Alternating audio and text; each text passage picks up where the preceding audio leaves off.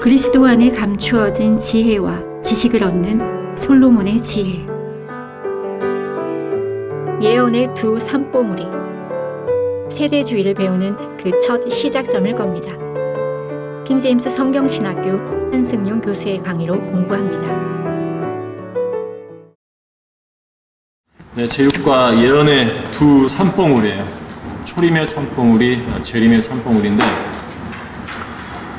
구절은 베드로전서 1장 11절이죠.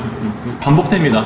예언과 관련해서 중요한 구절이기 때문에 각 강의마다 반복되는 게 있죠. 그들 안에 계셨던 그리스도의 영이 그리스도의 고난과 다가올 영광을 미리 증거하실 때 그 영이 무엇을 또 어떤 시계를 지시하시는지 탐구하던 것이니라.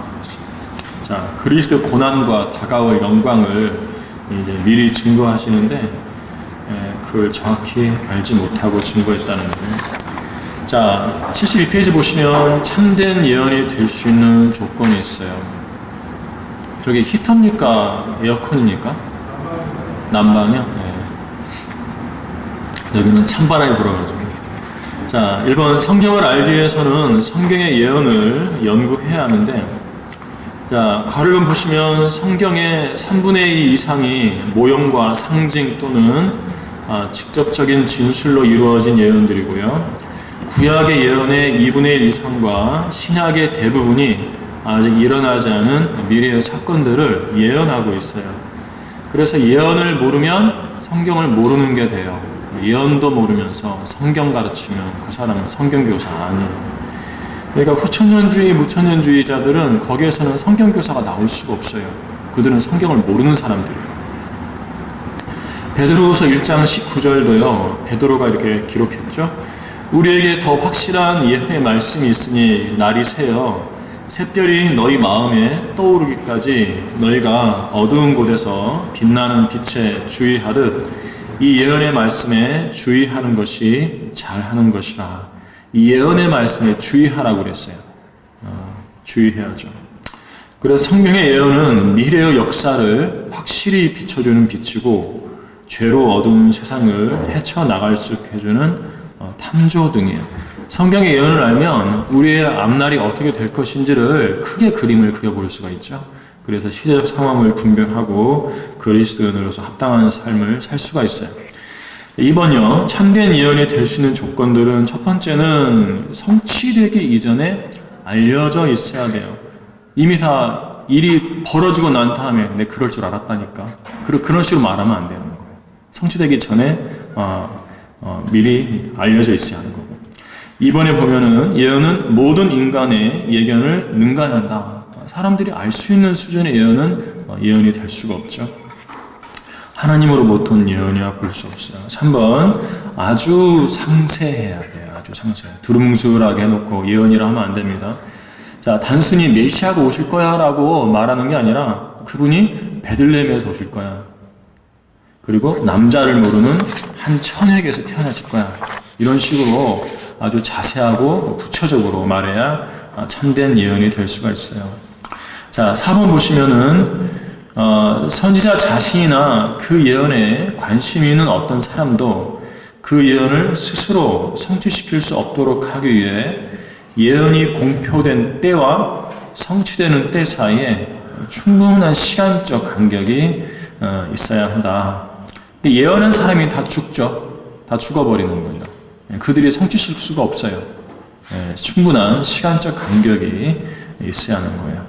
그리고 성취가 됐으면 5번 보시면 성취되었다는 확실한 증거가 있어야 하는 겁니다. 자, 예언 중에는 가장 중요한 게 예수 그리스도에 관한 예언인데 우리는 초림에 관한 예언들이 있어요. 자, 구약 성경 예언들이 25가지가 나오는데 아주 상세합니다. 쭉 한번 읽어볼까요? 이스라엘부터 오신다. 아브라함과 이삭과 야곱의 자손이 될 것이다. 다윗 가문에서 태어나실 거죠. 가문까지도 찍어주고요. 베들레헴에서 태어나신다. 장소, 처녀에게서 태어나신다. 방법, 태어나실 때가 상세히 예언되어 있다. 그 다니엘 9장에 보면은 메시아가 어디죠? 잠깐 볼게요. 다니엘 9장 25절 잠깐만 볼게요. 사무엘 9장 25절. 그러므로 알고 깨달으라. 예루살렘을 복원하고 건축하라는 그 명령이 나오는 때부터 메시아 통치자까지 7주와 62주가 될 것이요. 이제 이스라엘의 70년 포로 기간 끝나고 돌아와서 이제 그때부터 이제 연수를 세는 거죠. 그때까지 그때부터 언제가 몇 년이 지나면 메시아 통치자가 태어난다, 그런 식의 예언이죠. 7번 보시면 그리스도의 오심은 그의 선두주자 침례인 요한에 의해서 선포될 것이라는 거, 그리고 메시아께서 육신으로 나타나신 하나님이시라는 거, 어린 시절을 이집트로 헤롯에 받기 때문에 피신해 갔었죠.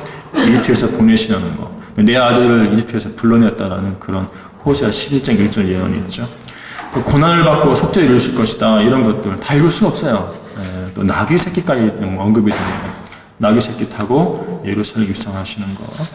13번에 보면 은사무시에 팔리고, 그런 식. 다음 페이지 보시면 침뱉음 당하고 사람들에게 맞고 이유 없이 미움당하고 멸시와 조롱당하고, 18번에 보면은 고통 중에 있을 때 쓸개죽과 식초가 주어지고 해요. 우리 시편 한번 가보겠습니다. 시편 69편 21절입니다.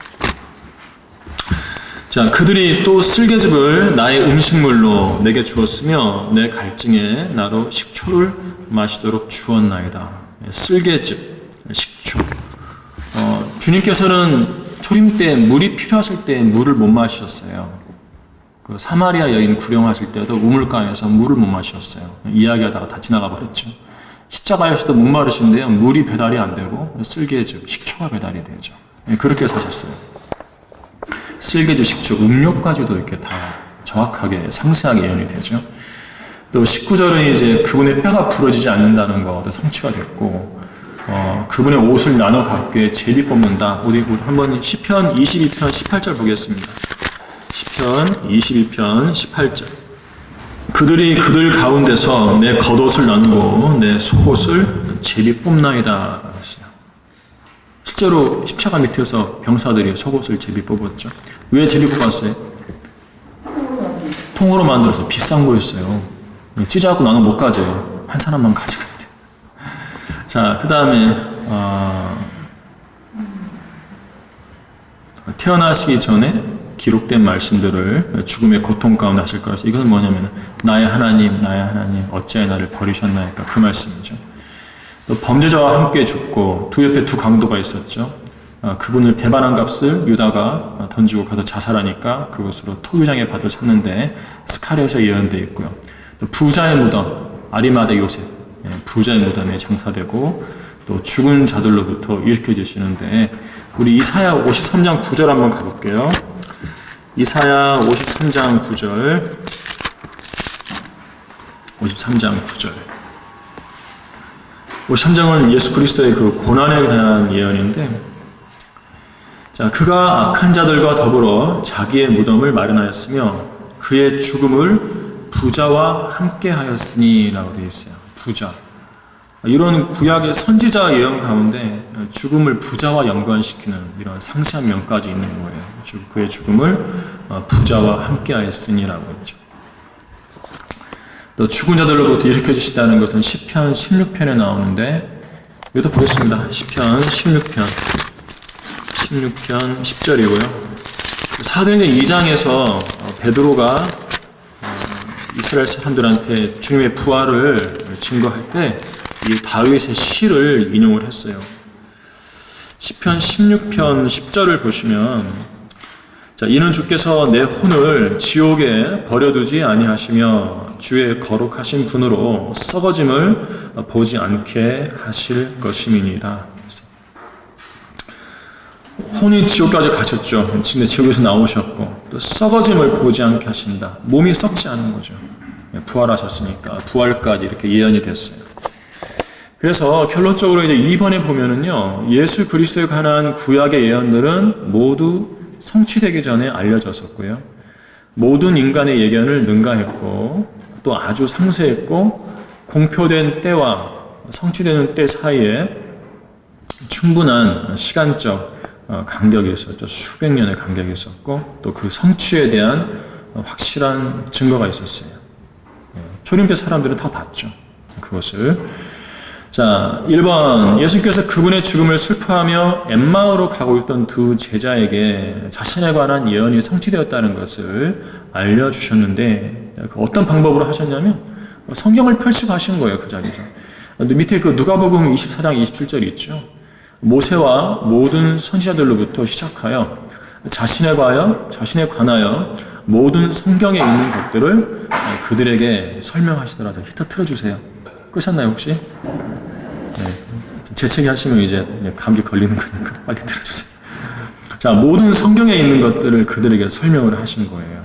네. 이때 그 제자들이 어땠어요?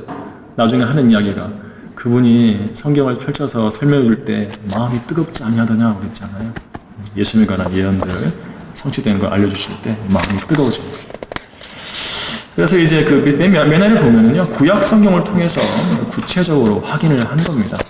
우리 역시 지금도 구약 성경을 펼치면 아까 25가지 간단히 봤듯이 주님의 초림에 관한 예언들이 성취된 것을 알 수가 있죠. 그래서 이렇게 해서 이제 다음 페이지 보시면은요, 이렇게 성경을 통해서 예언이 성취된 걸 알았을 때 그 제자들이 와서 뭐 했냐면 증거했어요. 주께서 참으로 살아나셨고 시몬에게도 나타나셨다. 이렇게 그냥 확신 있게 증거를 한 거죠. 우리도 성경의 예언이 예수 그리스도 관해서 성취가 되었다는 것을 알았다면 우리도 예수님에 관해서 증거해야 하는 거예요. 알았다면 증거해야 돼요. 자, 어려운 수수께끼도 정답을 알고 나면 쉬워지죠. 누가 수수께끼 나면 머리를 막 굴리는데 전혀 몰라요. 딱 내면 그거 하잖아요. 네, 그런 거예요. 그러니까 성경 속에서 예수 그리스도를 알게 되면 모든 예언이 이제 그때부터 단순하게 여겨지기 시작하죠. 쉬워요. 설명하기도 쉽고. 자, 예수의 증거는 예언의 영이라고 계시록 19장 10절에서 말씀하고 있는데, 성경에 기록된 모든 예언의 목적은 예수님을 증거하는 거예요. 예수의 증거는 예언의 영이니까 예언의 목적은 예수의 증거죠. 예수님을 증거하는 것입니다. 따라서 예언을 연구하는 일은 예수 그리스도를 아는데 매우 중요한 거예요. 자, 이제 본론으로 들어가서 예언의 두 산봉우리가 있어요. 우리 박스 읽어볼게요. 베드로전서 1장 11절은 이제 아까 읽었으니까 넘어가고요. 구약의 선지자들은 성령의 감동으로 예언했으면서도 그들 자신이 예언하는 것을 이해하지는 못했어요.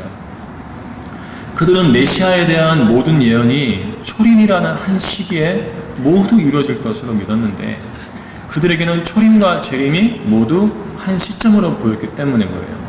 그러니까 예수님께서 오시면, 메시아께서 일단 오시면 구약의 예언이 다 이루어질 것처럼 그렇게 생각을 한 거예요. 우리가 볼 때는 그것이 초림이죠. 자, 이 점은 예수 그리스도께서 초림하셨을 당시에 유대인들이 메시아 왕국이 당장 세워지기를 갈망했던 이유를 설명해 주는 거예요. 오셔가지고 구약에 예언된 대로 다 그냥 로마 제국을 다 밟아버리길 원했던 거예요. 자, 근데 그렇지 않았죠. 아주 초라하게 보였죠.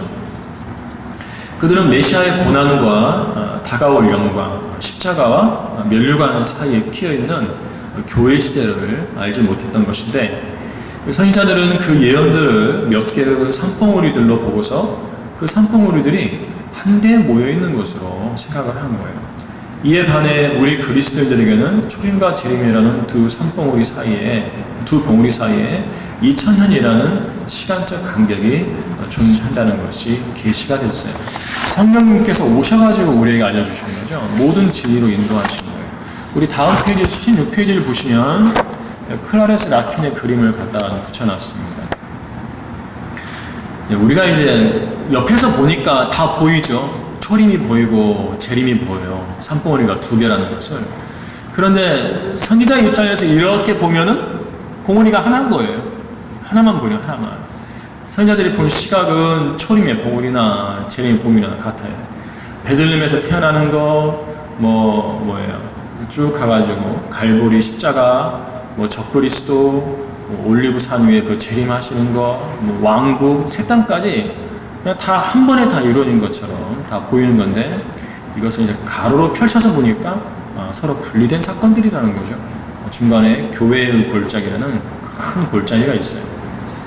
이 골짜기를 보지 못했죠. 선지자들의 시각입니다. 네, 우리 그림에서요, 그 첫 번째 봉우리 옆에 오순절 해가지고요, 밑에 요엘 2장 28절 29절 있거든요. 이거는 쫙 그어주세요. 라킨이 좀 모르는 거예요.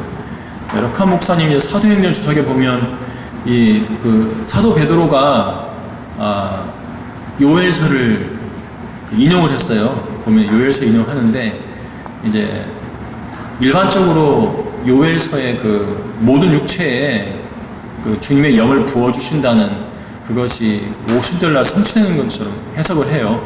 예, 오순절날 제자들에게 성령님이 들어가셔서 그들을 성령 충만하게 하시고 방언하게 하신 적이 있잖아요.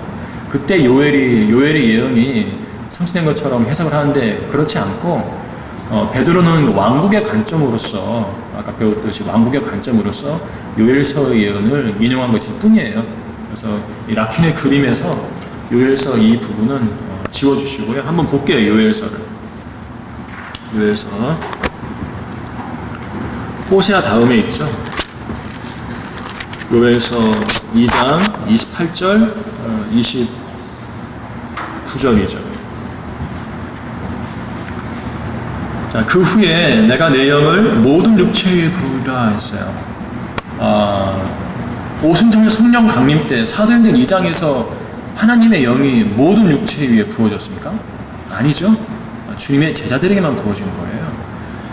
자, 그러면 너희 아들들과 너희 딸들이 예언할 것이요. 예언한 것도 아니에요. 방언을 했지. 너희 노인들은 꿈들을 꿀 것이며 너희 청년들은 환상을 보리라. 이런 일은 없었어요. 자, 또 그 날들에는 내가 남종들과 여종들에게도 내 영을 부어주라. 성취가 안 됐어요. 그래서 이것은 이제 재림 때 일어날 일이고요. 네, 라킨의 해석은 이 부분은 이제 오류가 있는 겁니다. 지워주시면 돼요. 자, 70까지 가겠습니다. 도표에 대한 설명인데, 네, 제가 다 설명드렸으니까 이건 넘어가고요. 도표에 대한 설명 그 셋째 줄 보시면, 셋째 줄 그 중간에 보면은 성령 강림이 있거든요. 이것도 그냥 지워주시면 됩니다. 이제 성자들이 어떻게 봤나 배웠으니까 그 구절들을 구체적으로 좀 공부하도록 할게요. 크게 보면 이제 선지자들이 본 것하고 선지자들이 보지 못한 것으로 나뉘어지게 돼요. 이 부분은. 자, 선지자들이 본 것을 그 일부만 인용하면 아래와 같습니다. 첫 번째는 이제 예수님의 탄생인데, 메시아의 탄생은 별과 관련될 것이다 라고 그랬어요. 이건 발람이 예언한 거예요. 우리 민수기로 가도록 하겠습니다. 민수기 24장 17절이죠. 자, 내가 그를 볼 것이나 지금이 아니며 내가 그를 바라볼 것이나 가깝지 않도다. 한 별이 야곱에게서 나올 것이며 한 홀이 이스라엘에서 일어나서 모압의 구석구석을 쳐서 셋의 모든 자손들을 멸망시키리라고 했어요.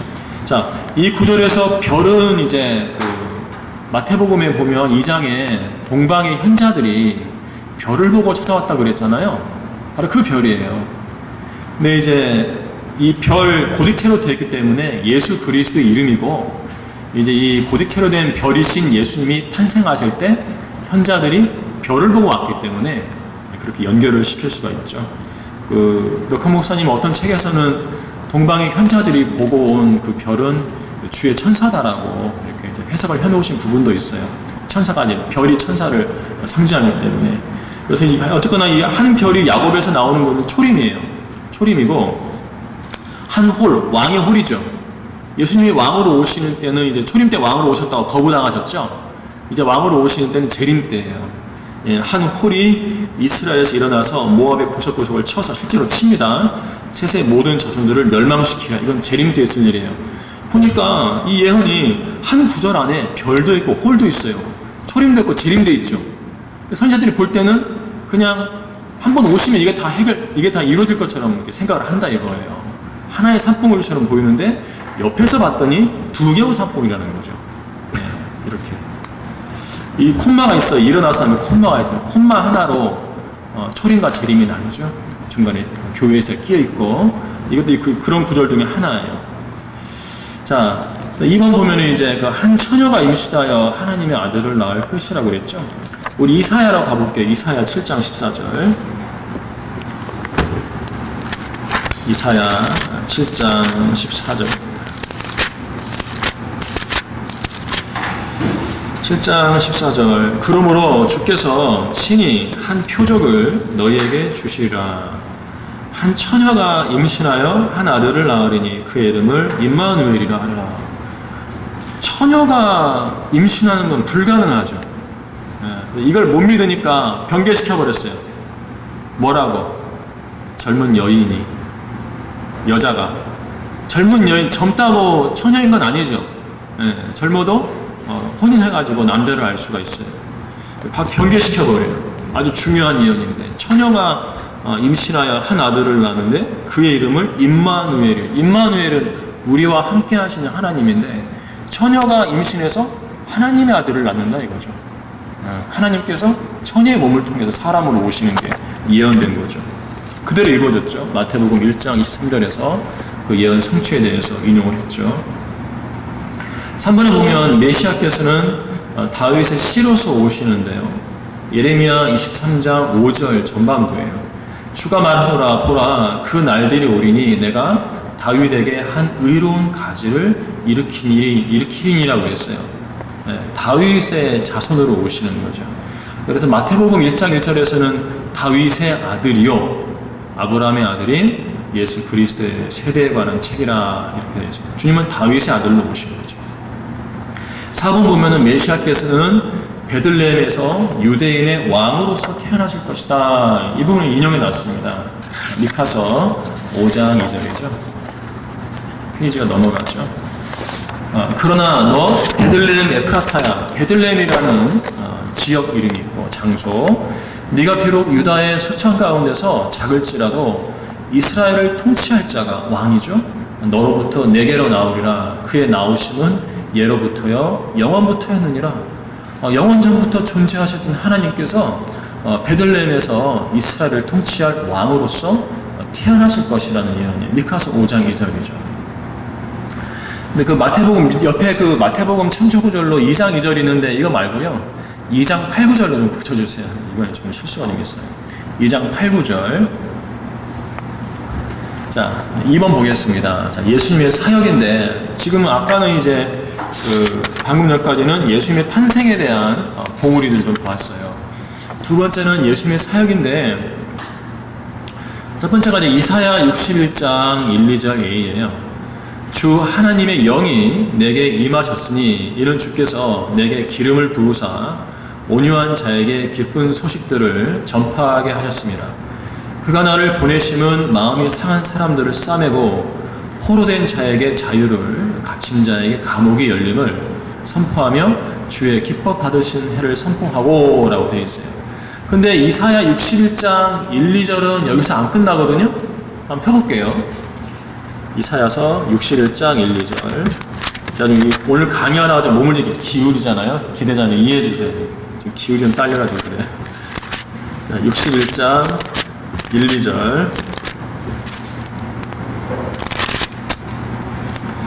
제가 방금 그 1, 2절 전반부까지 읽었어요. 주의 기뻐 받으시는 해를 선포하고 콤마 또 찍혔잖아요. 콤마 찍혔어요. 우리 하나님의 복수의 날을 선포하며 모든 슬픈 자를 위로하고 있어요. 우리 하나님의 복수의 날은 재림이에요. 모든 슬픈 자를 위로하고는 초림 아닙니다. 재림하시면 슬픈 환난 성도들을 위로하시는 거예요. 재림이에요, 재림. 콤마 하나로 초림과 재림이 나뉘죠. 주님께서도 누가복음 4장으로 가볼까요? 누가복음 4장을 가보면요. 회당에서요, 이사야 61장을 펴고 읽으셨죠. 읽으셨는데 4장 17절부터 21절까지인데요. 인용하신 부분을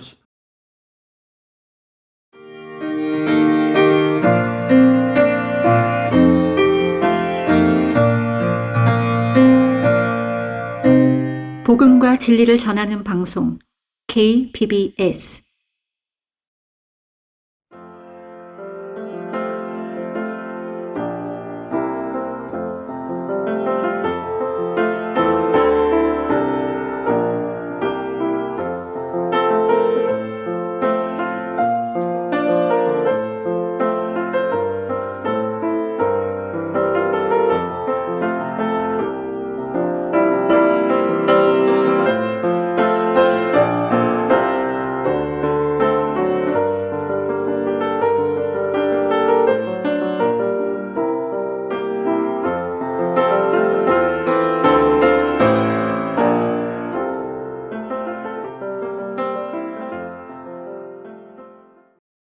19절이에요. 18절 읽고 19절 보시면은 주의 기뻐 받으신 해를 전파하게 하심이라라고 그랬거든요. 이사야서 원문에는 주의 기뻐 받으신 해를 선포하고 이렇게 되어 있어요. 선포하고. 그러니까 이 여기서 끊으신 거예요. 끊고요. 전파하게 하심이라고 하시고 책을 덮으셨죠. 예. 왜냐하면 주의 기뻐 받으신 해를 선포하고까지가 초림 사역이기 때문에 그래요. 주님의 초림에 해당하는 부분까지만 읽고 덮어버리신 거예요. 그 뒷부분은요, 하나님의 복수의 날을 선포하고인가요? 예, 그 부분 안 읽어버리신 거예요. 왜냐하면 초림 때는 복수하는 때가 아니기 때문에, 재림 때 복수하기 때문에 그렇죠. 재림은 안 읽어버리신 거죠. 예수님의 사역이 이렇게 두 구절에서 초림과 재림이 다 들어있어요. 선지자들이 볼 때는 초림 때 그게 다 이루어져야 돼요. 복수도 하시고 안 하신 거죠. 재림의 산봉우리를 읽지 못한 거죠. 그다음에 스가랴 9장 9절은요. 오 시온에 따라 크게 기뻐하라. 오 예루살렘에 따라 소리 지르라. 보라 내 왕이 내게 오시나니. 왕이죠. 그는 공의로우시며 구원을 지니셨고 겸손하시며 나귀를 타시리니 나귀의 새끼인 어린 낙이니라 그랬죠. 왕께서 겸손하게 나귀 새끼를 타고 예루살렘에 입성하실 것이 이렇게 예언되어 있죠. 그 선자들 볼 때는 이렇게 나귀 새끼 타고 입성하시면 왕이 이제 통치할 것처럼 했는데 거부당해 버렸잖아요. 거부당하고 교회 시대가 펼쳐지는데 그것은 읽지는 못하는 거예요, 사람들이. 자, 3번 보겠습니다. 갈보리, 메시아께서 우리의 죄로 인해 고난을 당하실 것이다. 자, 그러나 이사야 53장이죠. 그러나 그는 우리의 허물로 인하여 상처를 입었고 그는 우리의 죄악으로 인하여 상하였도다. 우리의 화평을 위한 징계가 그에게 내려졌고 그가 맞은 채찍으로 우리가 치유되었도다. 우리는 모두 양같이 길을 잃어 각자 자기의 길로 돌이켰으나 주께서는 우리 모두의 죄악을 그에게 지우셨도다. 이렇게 말씀합니다. 다 읽지 않았어요. 자, 여기서요. 십자가가 예언이 되어 있는데 고난.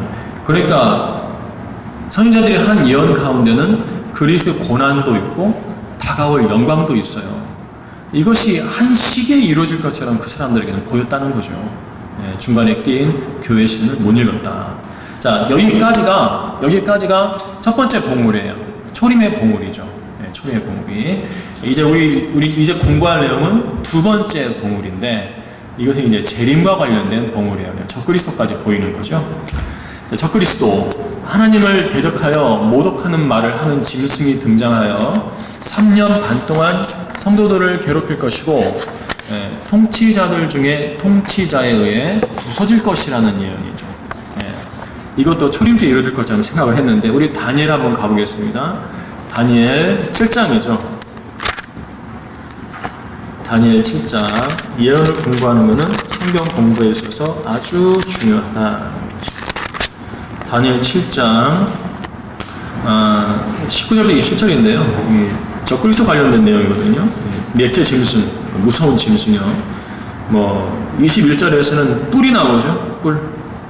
이 작은 뿔이 적그리스도인데 25절 한번 보세요. 25절. 그가 지극히 높으신 분을 대항하여 큰 말을 하며 또 지극히 높으신 분의 성도들을 지치게 할 것이고, 이 성도들은 이스라엘 종들을 말하는 거죠. 성도들 하면은 구약 성경에서 성도들 하면은 이스라엘 사람들을 가리키는 거예요. 우리는 알죠. 환난 성도들이라는 거를.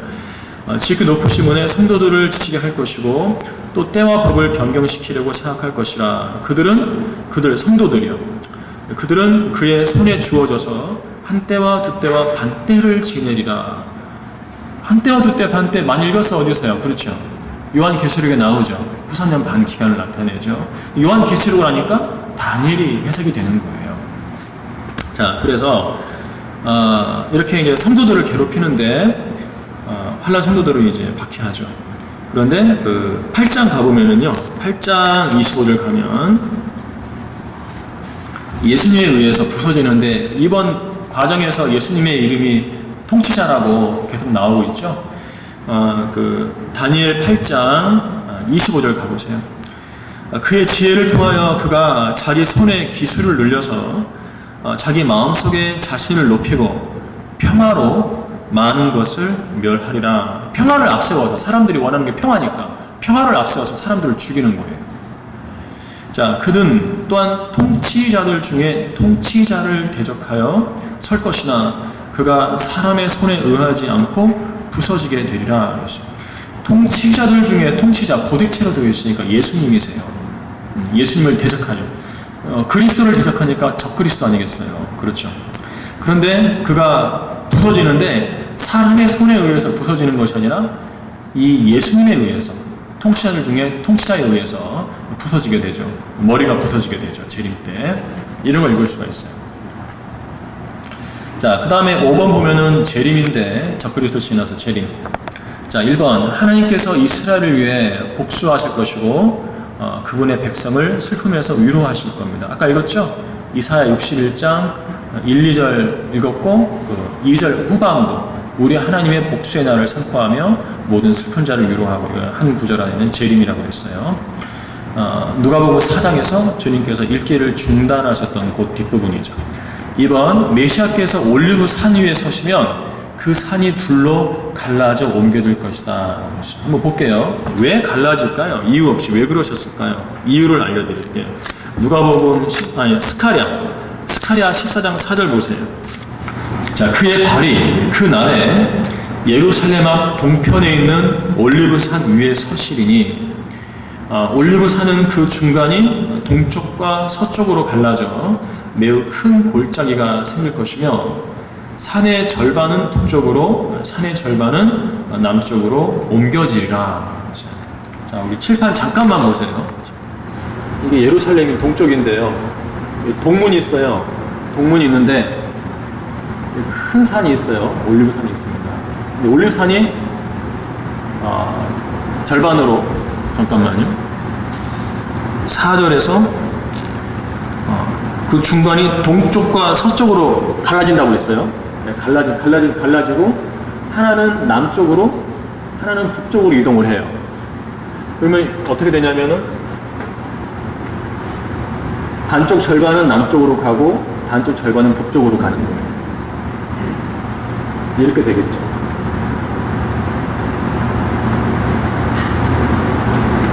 그러면은 산 반절은 이쪽으로 내려오고요. 산 반절은 이쪽으로 올라가 버려요. 그러면 예루살렘 동문 쪽으로 평평한 길이 나온대요. 길이 나면 어떻게 되겠어요? 주님께서 이 길을 따라서 동문을 통과해서 들어가시는 거예요. 이 올리브산을 가르시는 이유는 이 길을 만들기 위한 거예요. 길을 만들어가지고 이렇게 동문으로 들어가려고 하시는 거죠. 그렇게 이 목적을 위해서 이 산이 갈라지는 거예요. 자, 그 다음에 3번 보면은요. 자, 인자께서 통치권을 가지고 오셔서 그분의 왕국을 영원히 통치하신다는 거. 이거 전 시간에 배웠으니까 넘어갈게요. 자, 6번 천년왕국입니다. 천년왕국. 자, 민족들이 율법을 배우기 위해 예루살렘으로 몰려들 것입니다.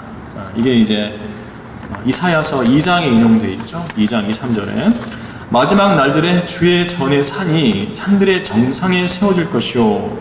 이 구절 오해하는 사람들은 주의 전이, 천년왕국 성전에 세워질 산이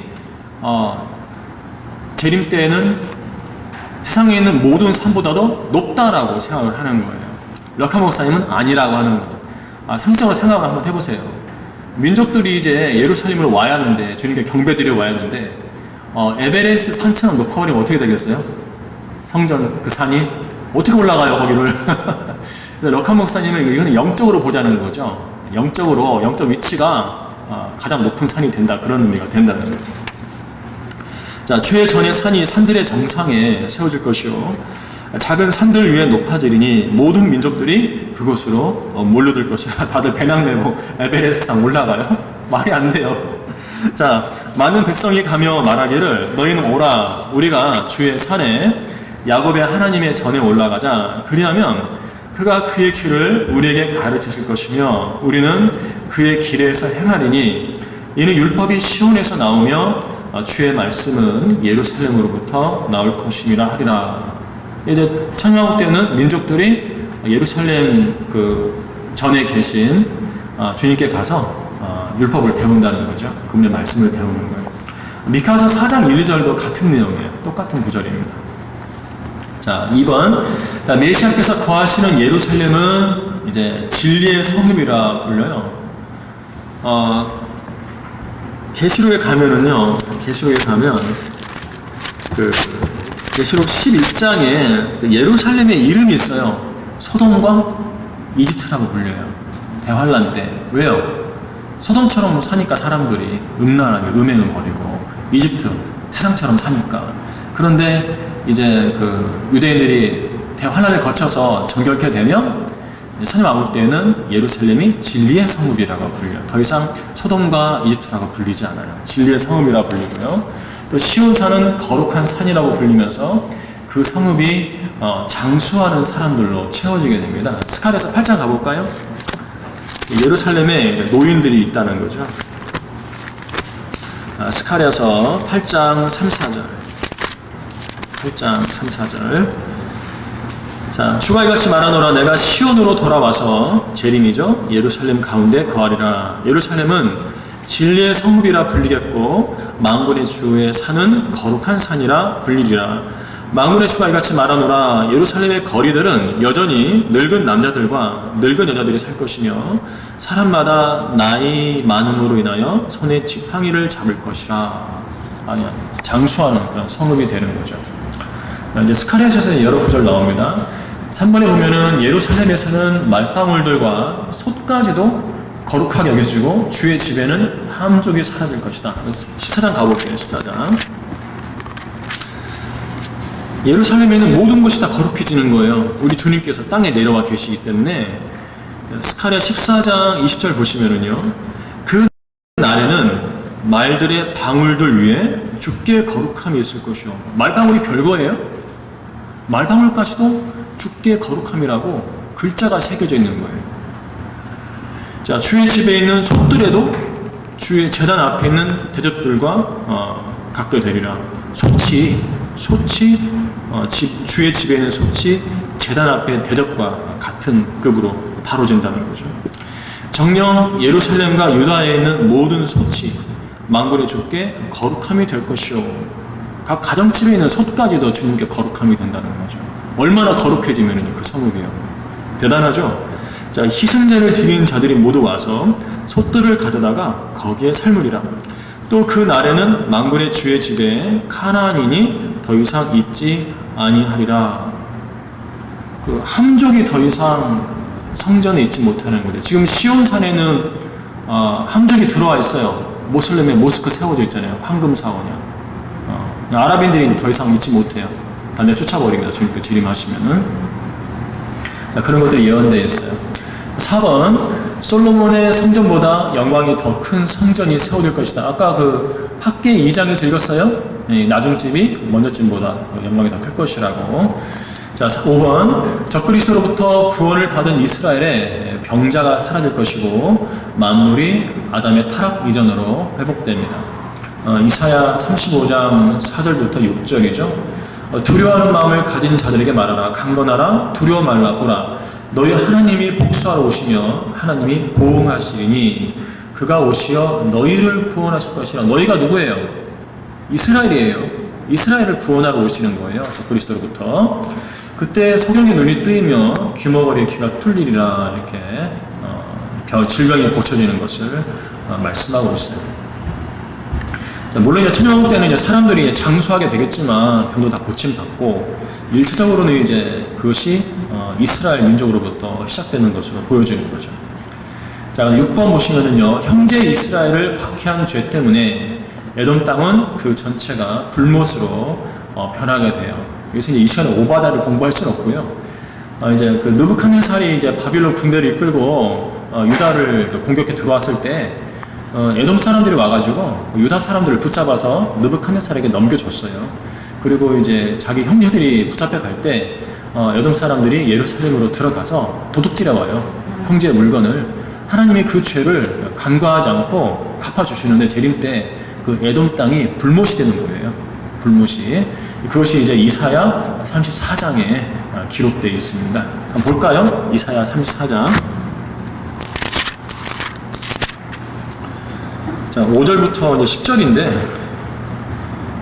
읽다 보면은 이제 이두메라는 표현이 나와요. 이두메가 에돔의 다른 명칭이죠. 5절에 이제 이른 나의 칼이 하늘에서 완전히 젖을 것이니 보라 그것이 이두메와 내 저주의 백성 위에 내려져서 심판에 이르게 할 것이라 라고 했어요. 근데 이제 그 9절 보시면은요, 그곳 이두메예요. 그곳의 시내들은 역청으로 변하게 될 것이요, 그곳의 흙은 유황으로 변하고 그곳의 땅은 불타는 역청이 되리라. 이두메 땅이, 에돔 땅이, 땅 전체가 불타는 역청이 되는 거예요. 눈에 보이는 불못이 되는 거예요. 천년왕국 때 에돔 땅에 주님께서 영원한 불못의 예표가 되는 그 불못에, 땅의 불못을 만드셔가지고 왕국 때 죄를 지면은요, 산채로 거기다 집어 넣어버리시는 거예요. 무서운 시대죠. 자, 그 다음에 다음 페이지 보시면은 81페이지 7번에 보시면 만왕의 왕께서 공의와 정의를 실행하실 것이고 이스라엘은 그분의 보호 아래 안전하게 거하게 됩니다. 예레미야 23장 5절인데요. 이거 펴봐야 돼요. 왜냐하면 5절 앞부분이 초림이에요. 예레미야 23장 5절 볼게요. 더워지는데 좀 부탁드릴게요. 23장 5절과 6절을 볼게요. 예. 주가 말하노라 보라 그 날들이 오리니 내가 다윗에게 한 의로운 가지를 일으키리니. 이건 초림이에요. 초림이고, 한 왕이 치리하고 번성하여 지상에서 공의와 정의를 실행하여, 이건 재림 때잖아요. 천년왕국 때죠. 예. 자, 그 날들에 유다는 구원을 받고 이스라엘은 안전하게 거하리라. 초림 때는 성취가 안 됐죠. 여전히 로마 제국 아래에 있었죠. 자, 이것이 그의 이름이니 그는 주 우리의 의라 불리리라. 천년왕국 때는 주님께서 주 우리의 의, 이스라엘 민족의 의라고 불리신다는 거죠. 그렇게 해서 왕으로 통치하는 거예요. 그래서 이 5절과 6절에 초림과 재림이 함께 보이죠. 초림의 산봉우리, 재림의 산봉우리. 자, 그 다음 볼게요. 그러면 이제 선녀들이 보지 못한 게 뭔가, 교회 시대와 관련된 것들을 보지 못했어요. 첫 번째 보면 선지자들은 메시아께서 올리브 산 위에 서시는 것만 봤어요. 아까 스가랴 14장 4절에서 서시는 것만 봤지 올리브 산에서 승천하시는 것은 알지 못했어요. 왜? 그것은 십자가 이후에 부활하신 뒤에 일어날 일이기 때문이죠. 사도행전에 기록되어 있으니까 이거 넘어가도록 할게요. 주께서 올라가실 때 그들이 하늘을 주시하고 있는데 라고 사도행전 1장 10절에 써있죠. 승천은 보지 못했어요. 다음 페이지 2번 보시면은요, 선지자들은 재림 때 모든 육체에 주의 영을 부어주시는 것만 보았어요. 아까 요엘 2장 28, 29절 봤죠? 재림 때 모든 육체에 부어주시는 거예요. 근데 그 초림과 관련해서는 그 승천하신 뒤에 사도행전 2장에서 오순절 성령 강림 때 주님의 제자들에게 성령을 부어주셨죠. 예, 승천하신 뒤에 있는 성령 강림 사건은 보지 못했다는 거죠. 그리고 요엘서 2장 그 사건은요, 재림일이니까 사도행전 2장에다 적용하는 오류를 범하지 말자는 거죠. 3번, 선지자들은 구약의 예언들 속에 숨겨진 교회 시대를 보지 못했어요. 베드로전서 1장 10절 잘 보세요. 이 구원에 관해서는, 이 구원은 1장 9절에 있는 혼들의 구원을 말하는 거예요. 너희 혼의 구원을 받았음이라 그러거든요. 자, 베드로전서 보겠습니다. 말로만 하면 좀 그렇죠. 베드로전서 1장 가서 문맥을 한번 볼게요. 1장 9절 보면은요, 이는 너희 믿음의 결과 곧 너희 혼들의 구원을 받음이니라. 이게 신약적 구원이에요. 자, 근데 10절 보세요. 이 구원에 관해서는 너희에게 임할 은혜에 관하여 예언한 선지자들이 열심히 조사하고 살펴보던 것이며, 너희에게 임할 은혜예요. 은혜로 받는 구원이죠. 우리 그리스도인들에게 임할 은혜로 말미암은 구원이에요. 네. 자, 분명히 이것은 교회 시대예요. 교회 시대. 그들 안에 계셨던 그리스도 영이 그리스도 고난과 다가올 영광을 미리 증거하실 때 그 영이 무엇을 또 어떤 시기를 지시하시니 탐구하던 것이냐고 했어요. 자, 괄호 1번은 설명이 됐습니다. 괄호 1번 설명됐고 2번 보시면은요, 선녀들 안에 그리스도의 영이 들어와 계셨는데 그들은 고난과 영광, 초림과 재림을 증거하실 때 고난과 영광 사이에 시간적 간격이 있을 것이라고는 상상을 하지 못했다는 거죠. 그런데 다음 페이지 3번 보세요. 이 갈보리의 그 초림의 봉우리하고 이제 그 재림의 봉우리가 구약 선자들한테는 중첩되어 들어왔는데 그 중간에 교회 시대의 골짜기가 끼어 있는데 이 교회 시대가요 구약이 아예 예언이 안 된 게 아니에요. 주님께서 그 밤에 찾아온 니코데모에게요, 너는 이스라엘의 선생이면서 거듭나는 것도 모르냐고 그러셨거든요. 이스라엘의 선생이라면 구약 성경을 열심히 공부해서 가르친 사람인데 우리가 받는 거듭남 있잖아요. 교회 시대에 거듭나는 거잖아요. 그것도 모르냐고 주님께서 니코데모를 책망하셨어요.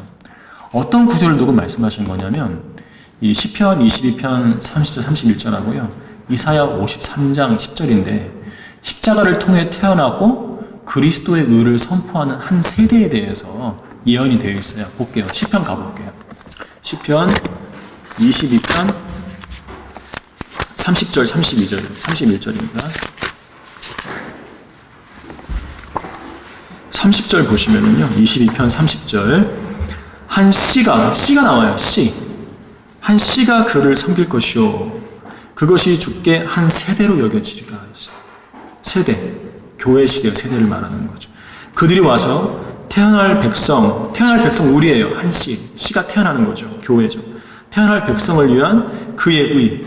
시편 22편은 메시아 고난이잖아요. 이 메시아의 의를요, 하나님의 의잖아요. 선포하리니 누가? 우리가요. 우리가 선포한다는 거 하나님의 의를 선포하잖아요.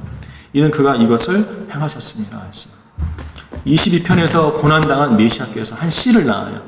태어난 한 백성이 돼요. 그 백성이 자기들을 위한 그 메시아의 의, 하나님의 의를 선포한다는 거죠.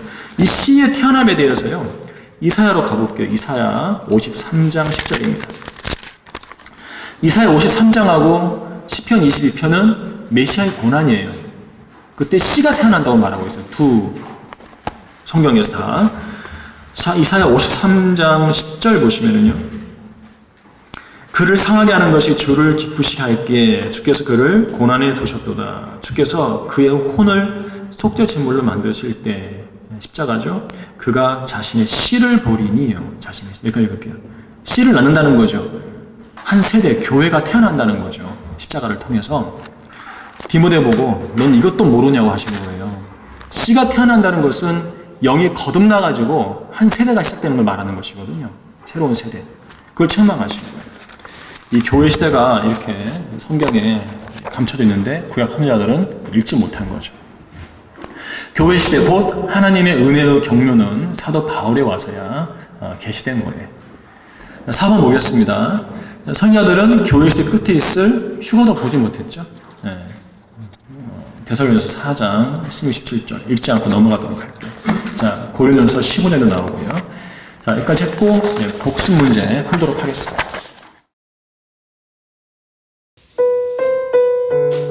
지금까지 솔로몬의 지혜였습니다.